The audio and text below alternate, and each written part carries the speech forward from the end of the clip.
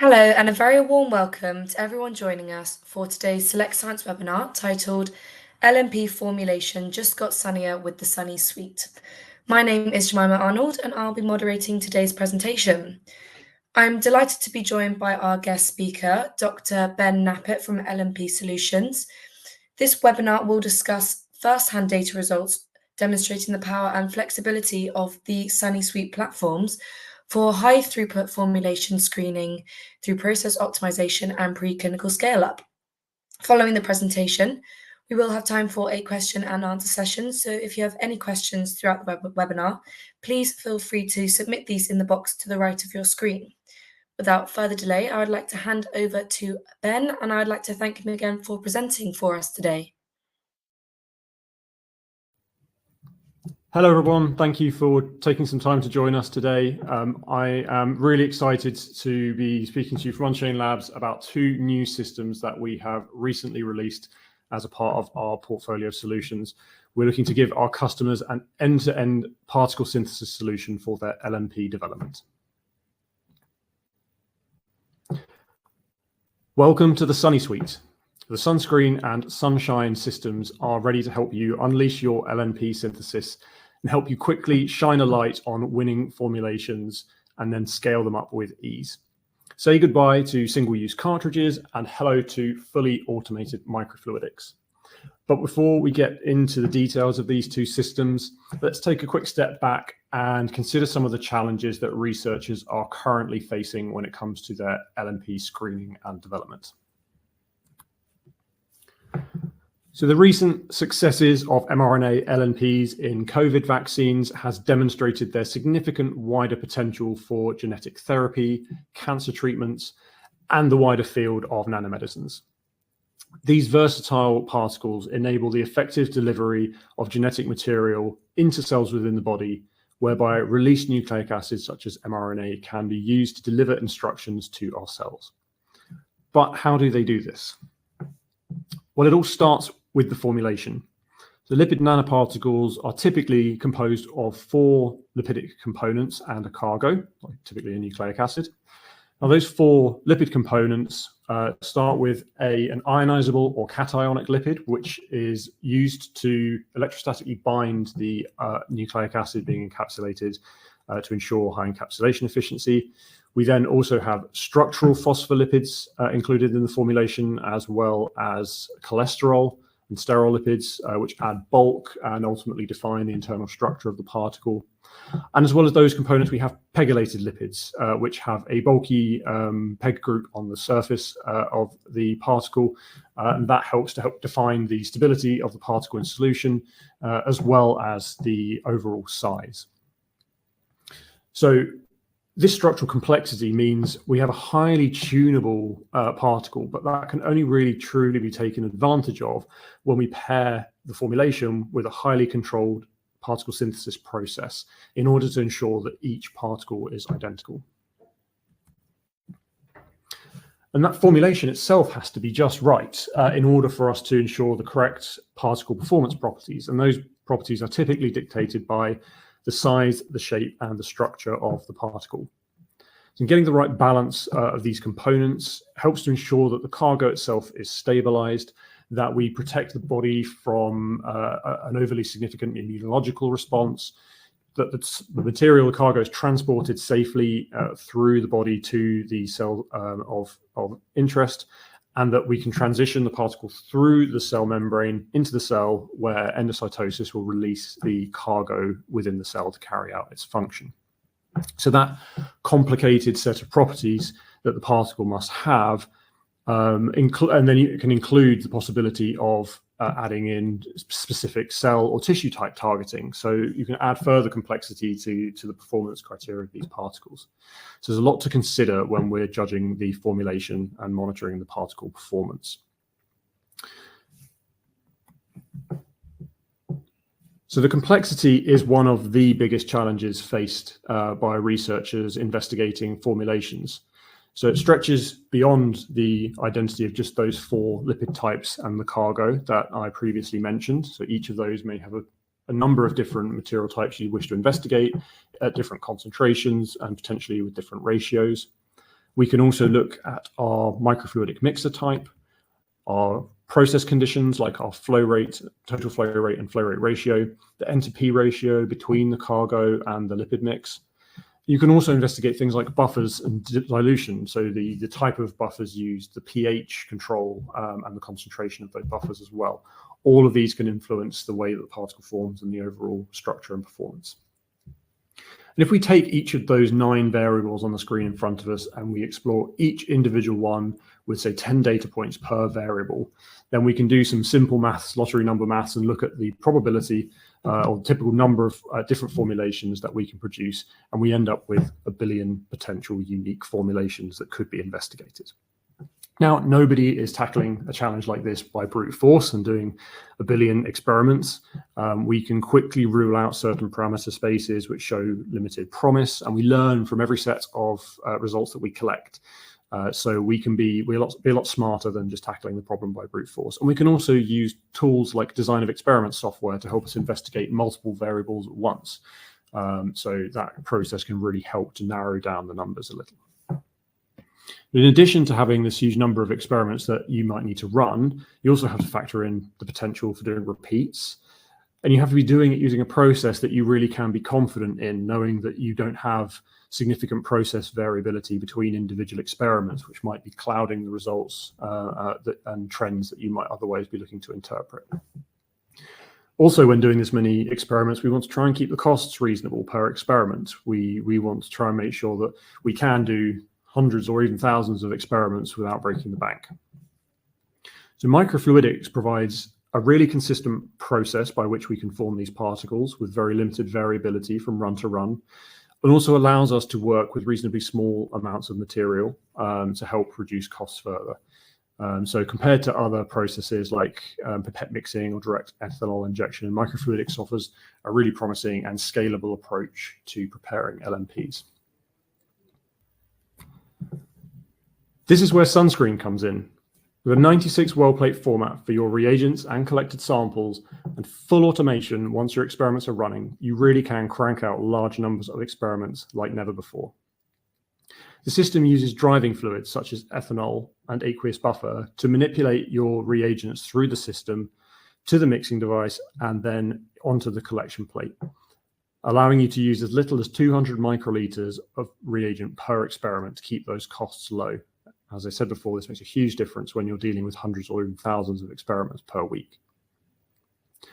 With reusable microfluidics and a directly translatable process right the way through to continuous manufacturing, Sunscreen really is one of a kind when it comes to nanoparticle formulation screening. To mix up your reagents, we use a Sunny.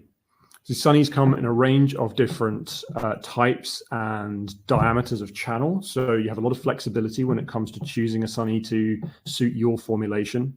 They're made of glass with a precision manufacturing process, which means we have highly reproducible results when forming particles using them, and they are reusable. So the Sunny is cleaned in between every experiment on the system. So it's clean at the beginning, clean at the end of a run, and you can use it again the following day. There is no upper limit on the number of times you can use each Sunny. As I mentioned, they come in a range of different sizes. This is something that can be used to tune, for instance, the particle size. And there are a few different types of geometry to suit different types of process. You can see here on the left, our Sunny Trident T has a reverse angle mixing geometry and also features inline dilution. And with a nice wide channel, it's suitable for all of the different potential flow rates, ratios, and parameters that you might choose to set when screening. So it's a great chip to start with, very flexible and can be used with both of our systems. On the right-hand side, you can see a more typical cross or T type mixing device. This is our Sunny XT. This comes in 3 different etch depths, so the channel width varies as the etch depth is adjusted, and that again allows some extra flexibility to tune your process and use the right Sunny for your material. The internal surface of these glass devices is incredibly smooth, with a surface roughness of around 5 nanometers. Now, compared to a plastic injection molded device, which might have a surface roughness of between 1 and 3 microns, these devices really suit cleaning in use, so we can clean them very easily, ready for the next experimental run, which saves you thousands of dollars per plate.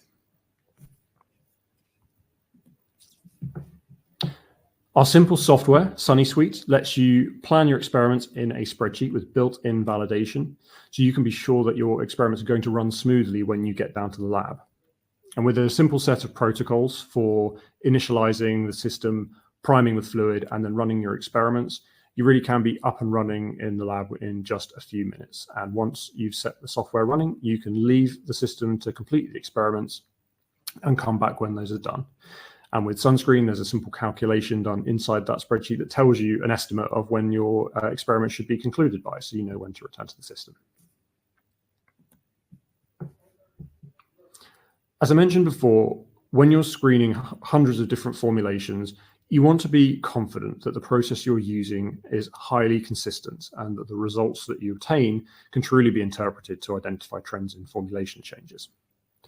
With Sunscreen, you can produce highly consistent data from every repeat experiment, even if you just ran a not so good formulation. So you can see from the data on the screen here that 90 individual repeats of the same experiment were carried out and a CV of less than 1% was achieved. So with Sunscreen, you really can be confident in the data that you collect.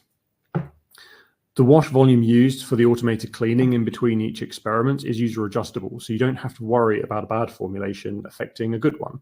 And you can see that there are 2 sets of 3 experiments we included in this plate where we left out the pegylated lipid, causing the formulation to be unstable. And you can see much larger particle sizes and high PDIs. Now, these poor formulations haven't affected the subsequent good formulations, which are right back to the same size of PDI as all the other repeats. With that level of confidence in the system, you can quickly start screening a wide range of formulation parameters and start to probe for trends in particle properties. So the data you see on the screen here is 32 formulations run in triplicate, all completed in 5.5 hours. So you really can put Sunscreen through its paces when it comes to formulation screens. In this set of experiments in particular, we explored multiple formulation parameters such as the PEG lipid used, the structural lipid used, the type of cationic lipid used, as well as varying the PEG lipid mole ratio, all in a single plate. And if you pair Sunscreen up with a stunner, it really is a match made in heaven. With 96 samples made and measured in a single day, you can rapidly pull insights from your data, probe trends, letting you quickly learn from results and focus in on the winning formulations. So here in the left graph, we're comparing 2 structural lipids, and you can see that with DOPE, we're generally seeing a lower PDI than with DSPC. And in the right-hand graph, there are some clear differences between particle size when switching between cationic lipids from DOTAP to DDAP. Though interestingly, the direction of the size change is also influenced by the structural phospholipid that the cationic lipid is paired with. So you can see that size actually gets smaller using a combination of DOPE and DMG PEG 2000 on the far right-hand bar there, whereas for the other formulations, the size increases. Also, when we investigate the mole percent of the pegylated lipid used, we can see the Z average size decreasing. And we expect this as a more bulky PEG group at the particle surface will increase the surface curvature and reduce the average particle size. So the higher the concentration of the pegylated lipid, typically the smaller the size of particle we produce. Interestingly, we can see that this decrease in size is more significant with DSPE PEG than it is with DMG PEG, and that sizes are generally lower for DOTAP particles compared to DDAP particles, again, comparing the difference in the cationic lipids there. So from here, we can choose to do a more focused screen or probe more deeply into any of these trends that we find specifically interesting for the target properties that we're looking for in our particles. Beyond size and PDI, trends in the performance of the particles can also be investigated. So here you can see data showing many of our formulations have encapsulation efficiencies around the 98% mark, so what we would typically expect from a good formulation. However, when we tested a combination of DSPE PEG and DDAB, we saw a lower encapsulation efficiency. So this type of information can be key in helping us to zone in on a winning formulation in amongst a large number of different formulations that we've been testing. So the perfect particle for your application is out there among those many formulations, and Sunscreen is the system that's there to help you find it. So what happens next? You've run your formulation screening. That's typically step one in the LNP development process. As we move from the discovery phase through to development and then production, we're going to need some other tools to work with here. So when we're doing discovery and screening, we're typically running large numbers of formulations. We want to keep volumes low and costs low, and try to move fast so that we can get as much information as possible. So a plate-based format is ideal for that with Sunscreen. When we then move to the development stage, we want to start investigating the best way of making particles using that winning formulation. So we start to investigate more process parameters. We might start to produce a little bit more material each time, so that we can do more downstream tests and analysis. So typically we're collecting a smaller number of samples at slightly larger volumes into collection tubes. And then once we start getting to the production scale and start wanting to run a continuous production methodology, we're going to start looking at a fixed formulation, a fixed process, and running larger volumes. And so we're going to want to move to, at least to start with, larger individual collection bottles, and then ultimately potentially into much larger volume solutions when significant scale up is required. So for these next two stages of development, you can perfect and scale your formulations with Sunshine. So Sunshine helps you to tune in your LNP size, PDI, and other performance characteristics and design the perfect process to then scale them up. So you can find ideal flow rates, explore different mixing options, and then dial in the right dilution factor to keep the particles stable. Once you've got everything just right, Sunshine can shift into continuous mode, where we can make tens of liters a day. Get your process development and scale up on a single platform with Sunshine. And the great news is you can also use the same Sunnies on both Sunscreen and Sunshine. With similar flow paths, the same Sunny, and the same pumps driving both of the systems, you can transfer your process between systems directly without the need for extensive revalidation, which is a critical cost and time-saving factor when it comes to LNP development. Likewise, with our software, Sunshine has the same easy-to-use Sunny Suite software as Sunscreen, and similar experimental Excel spreadsheets with built-in validation, helping you to more easily directly transfer between the two systems using the same conditions. Using Sunshine, you can focus on the particle properties that you care about: tuning size, maximizing encapsulation efficiency, minimizing PDI, and then test for peak performance in vitro. With 10 experiments completed in as little as 15 minutes, you'll sail through your process development phase in no time and be ready to scale up. Here you can see a set of experiments we carried out in triplicate to investigate total flow rate's effect on size of particles formed. And we ran 3 repeats of 4 automated experiments. So from a single injection, the system ran an experiment at each of 5, 7, 9, and 12 milliliters a minute. And then we repeated that, so you can see you get really nice consistency between runs at consistent sets of flow conditions.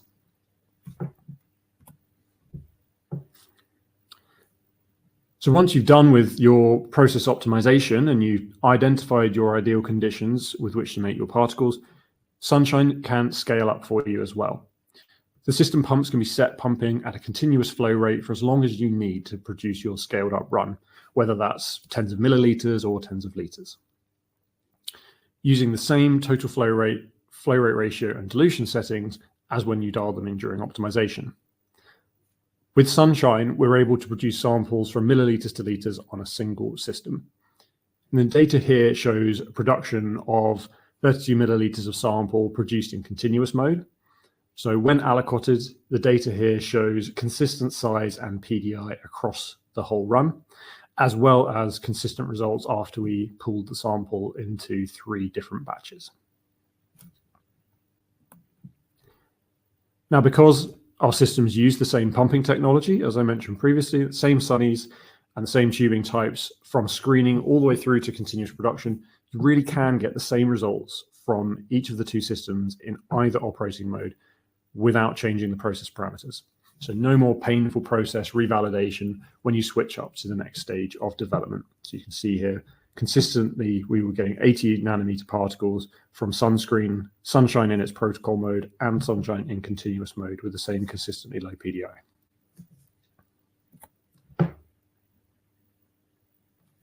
So this is SunnySuite, the first automated microfluidic platform for high throughput formulation screening, and the only two-in-one system that can automate your process development and run continuously to scale up when you're ready. With reusable microfluidics, sample production from microliters to liters, and direct transfer of process between systems, the SunnySuite's here to help you quickly shine a light on your winning formulations and optimize them to make the perfect particle.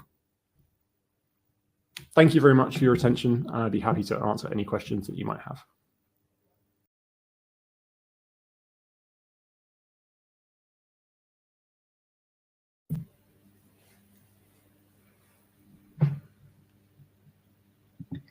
Okay, thank you for that very informative presentation, Ben. It is now time for our question and answer session. So if you have any further questions, please do send those in. You can submit these by typing into the questions box to the right of the screen. So the first question I have for you, Ben, is what range of sample concentrations can I run? Great question. So we are able to run a range of different concentrations on the system. In fact, there's some data on this in the Sunscreen brochure where we've run lower concentrations against higher concentrations and compared the results. And we've been able to show that you can get very similar particle size, PDI, and quality of particles produced at both low and high concentrations. And that's actually really nice when you're screening because it gives you an opportunity potentially to use a little less material, run at lower concentrations while you're just testing the water and trying different formulation combinations. And then as you begin to start optimizing your formulation later on the Sunshine, you can start to bump up that concentration and run with a higher yield and higher throughput. So yeah, to give some numbers for that, the lower end, we've done tests down to sort of 60 to 90 micrograms per milliliter of RNA, and then the higher end up to sort of 300 micrograms per milliliter. So I'm sure that's not the limit. I'm sure we can go to lower and higher than that. And again, because the way the system works, sweeping the reagents along using driving fluids, your reagents are never static on the mixing device on the Sunny. So as soon as they go through the device, there's an automatic clean happening straight away. So your chances of getting any kind of blockage when running at high concentrations are low.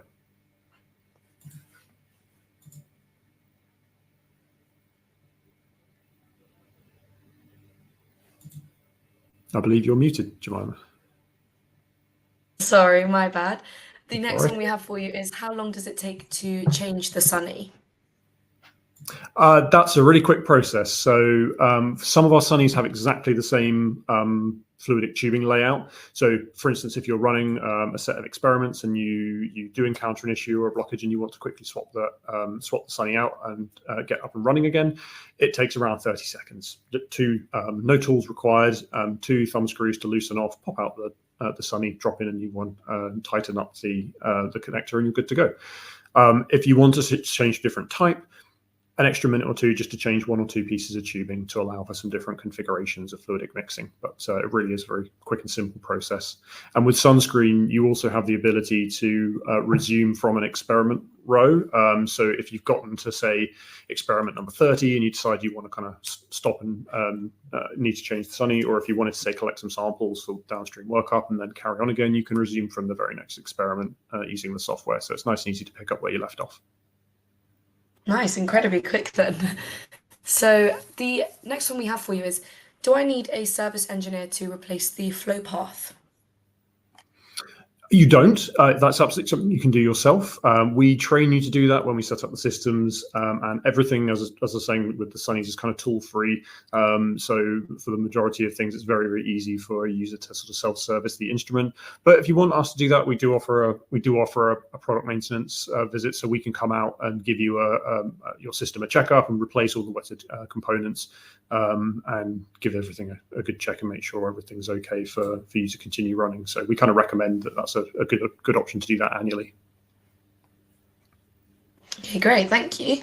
Then we have another attendee here asking if they can still run different formulations on Sunshine.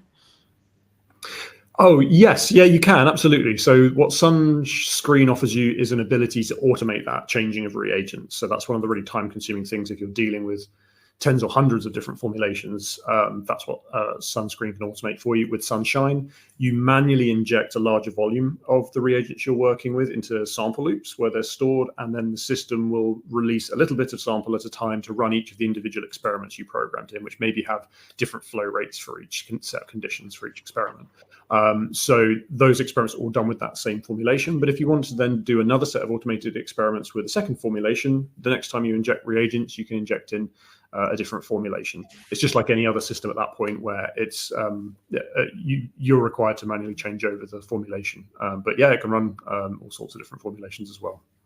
The systems are designed to be quite chemically robust, so all the wetted flow path materials are made of things like glass and stainless steel and high chemically resistant fluoropolymers, things like that. So you can work with a range of different types of material on the system as well.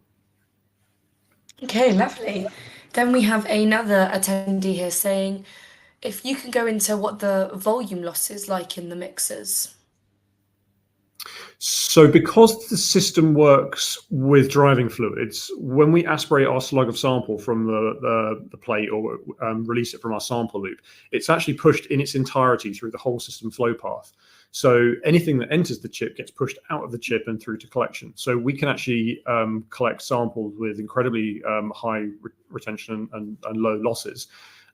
So the only dead volume on the Sunscreen system is about 5 microliters in the bottom of the well plate. That's the only place where when we're aspirating, there might be a little bit of fluid left over. Otherwise, your whole sample gets pushed through the system. The only place where you might choose to cut away a little bit of your material is we can allow each experiment can have a head and a tail cut, and you can choose to discard the very beginning and the very end of your experiment, so you can just collect the middle portion, which is the most representative of a continuous flow experiment, and that can really help give you that extra confidence and consistency when you start moving to development and then scale up as well. Okay, great, thank you. So we have another one asking, what is the types of pumps in the Sunscreen and the Sunshine? So we use syringe pumps. So there's a pair of syringe pumps for each fluidic channel. So a pair of syringes for your aqueous, for your RNA, and also for dilution. Aqueous, lipid, and dilution. So each of those channels operates as a pair, so we have really smooth fluid delivery on our systems when we're running a protocol, and it's actually the very same pump used on both systems. So there's no revalidation of that pumping process when you move from one system to another. That same pump runs in the same mode of operation to give the best consistency between Sunscreen and Sunshine. And then when we move to continuous production, it's that same pump channel that operates in a continuous pumping mode because it has 2 channels. One can be dispensing while the other one's filling. It can therefore maintain continuous flow as well, which is really nice because it just means you've got really consistent process, consistent pumping technology throughout the platforms. Great. Thank you for explaining that one. And then another one here is somebody asking if increasing the total flow rates for scaling up changing particle properties and if this is predictable at all. Yeah, so we've got some nice reference data for the different Sunnies showing how changing total flow rate affects particle size. What you tend to find is that most mixing geometries, so smaller mixing geometries tend to give smaller particles from the start.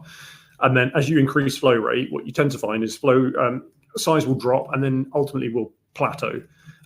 So you tend to not be able to drive it below a certain point. So once that size has plateaued, increasing flow rate tends to not have a significant change in particle size. So at a 3-to-1 ratio for our various Sunnies, that plateau might start to develop anywhere between kind of 9 and 12 milliliters a minute total flow rate.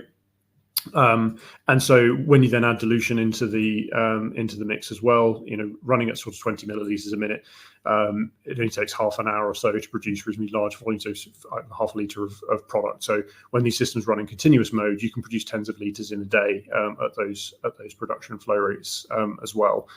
If you want to increase flow rate to get more yield, more throughput, the principle of these instruments is that if you're in continuous production and wanting to make more material, you would number up the units, so you scale out. And that means that you have the exact same flow conditions that you tested and developed on your sunscreen through to sunshine.